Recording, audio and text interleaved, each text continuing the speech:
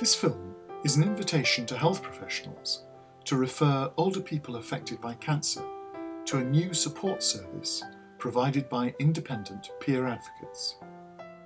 This service has been developed by Macmillan Cancer Support and the Older People's Advocacy Alliance. For us it's been very positive. I think our patients so far that we have been able to refer and give the information about the advocacy service have found it hugely beneficial.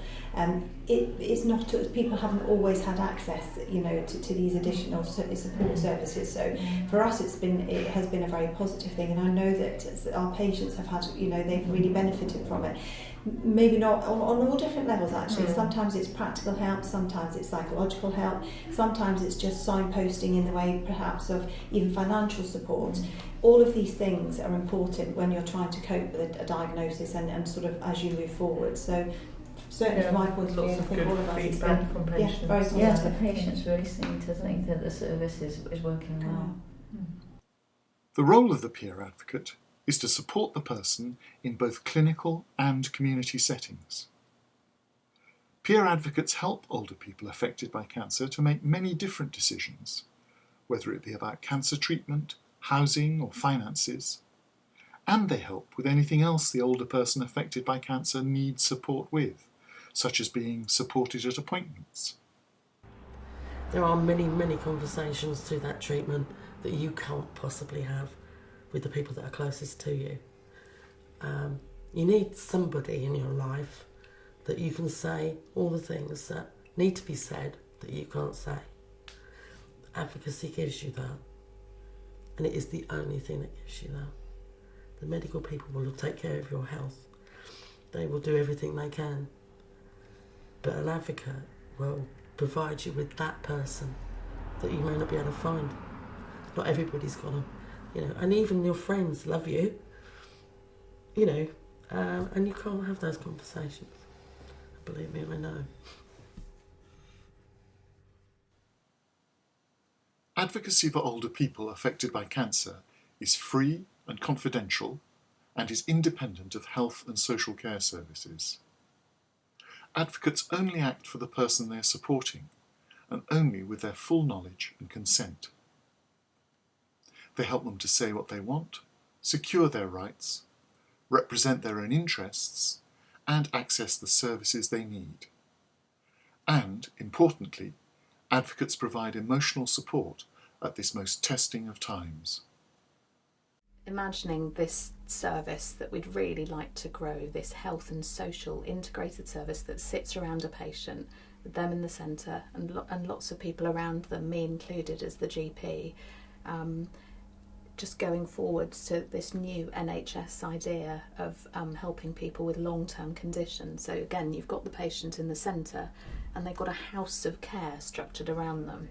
So you've got your commissioning as the foundation, you've got patient information as a pillar, you've got all the healthcare professionals as another pillar, and then you've got all the services available on the roof. And yet again, I think there needs to be somebody in the house with that patient, just having a cup of tea with them, explaining to them how to navigate through keeping their house healthy. And if you are alone, then an advocate is the ideal person to do that. Peer advocates are uniquely placed to support older people affected by cancer. Most of the peer advocates are volunteers. They are older and have themselves been affected by cancer. They are carefully recruited, trained, and then supervised and supported in their role. Jenny, a volunteer coordinator, explains why the service is specifically targeted at older people.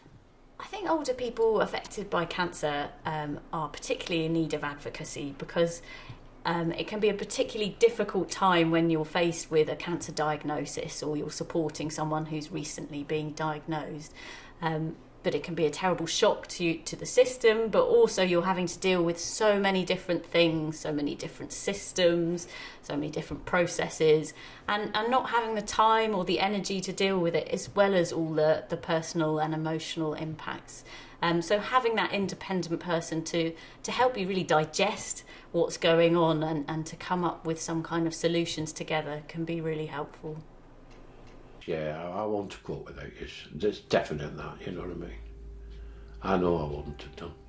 I get stressed out with paperwork, and you've helped me out with all that as well, and been there for me at my meetings at the hospital and everything, which has been reassuring, knowing I wasn't going on my own and I weren't having to face it on my own, because I've no one else, you know. Cancer treatment, as we all recognise, is completely daunting. You have various appointments in various places, and for our patients they have to travel to Poole for their radiotherapy. So just a catalogue of appointments, and people with slight memory loss or older people, that getting there, the knowing when the appointment is, knowing where you're going, can be very, very confusing, and quite often patients have missed appointments, not because they haven't wanted to go, but because they've got confused about where they're meant to be and what they're meant to be doing at that particular time.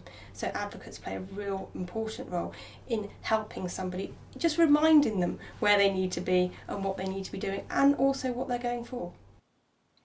At the appointment, of course, there is a lot of information to take in and difficult choices to be made. Here, the peer advocate provides invaluable service, as Katie and Anne, breast nurse specialists, explain.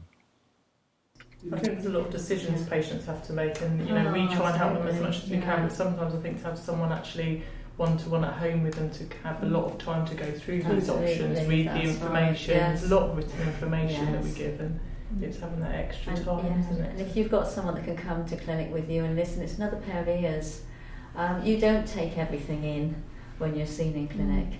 It's having just someone else to come along, and we know that a lot of information we give isn't taken in in clinic. That's why we sort of give some written backup, but having just someone else with you who has listened in is really important.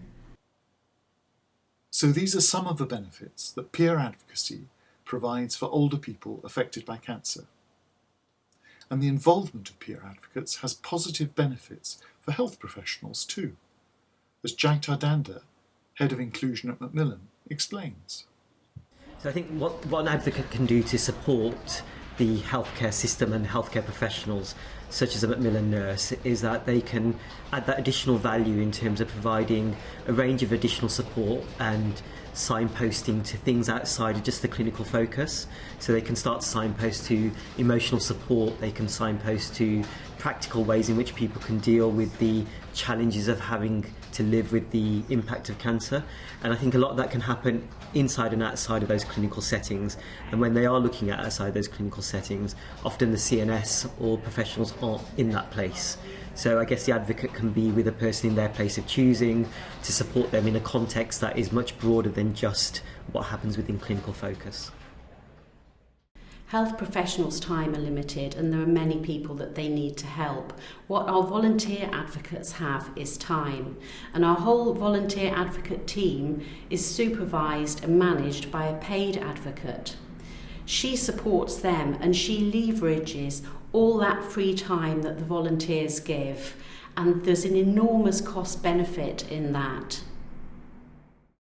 Yes, advocates do save me time, because before, where I'll be phoning a patient to find out if they're all right or getting on, I can liaise with the advocate and I can say to the advocate, if there's a problem or if you notice something or if they tell you something, please can you feed it back to me? And that way, and definitely with email correspondence as well, I correspond quite closely with advocates via the email, and that way I can keep them up to date clinically on what I feel they need to know, and also they can feed back to me on where a patient is and how they're getting on with things. And do you think there are benefits to your practice? Do you think advocacy can save you time, money? Without a doubt. So much of what we do is not what we're trained to do. So you go through medical school, you learn about how to be a doctor. Yes, of course your patients appreciate the fact that they're coming to see an expert, that they can present their symptoms, and someone with a little bit of knowledge who's kept themselves up to date will work out what's wrong with them and hopefully make them better.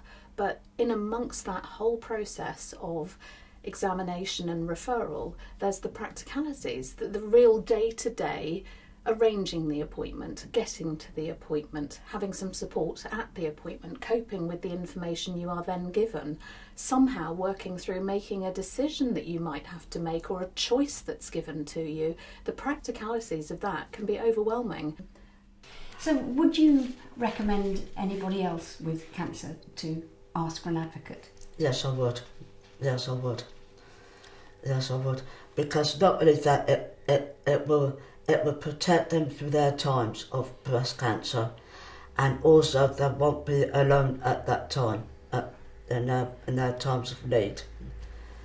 Breast cancer is one of the most common cancers. We have a lot of patients who access our services, and as we move forward, the numbers are going to continue to rise. And so advocates are going to be key in helping to support professionals to provide additional services for our patients in the years ahead. So obviously you would recommend other health professionals to refer people. Absolutely, I would promote an advocacy service, and I would ask other GPs to use it. I see it making not just the patient's life better, but hopefully making their cancer journey easier, and surely improving the role we need to play, making it easier even. Yes, I definitely do refer patients to the advocacy services, and I intend to carry on doing so. We hope that you will refer older people affected by cancer to this service. Referrals can be made through your local advocacy organisation, and people can self-refer. For more information and the contact details of your local advocacy service, please see the About Us page on www.opalcopa.org.uk.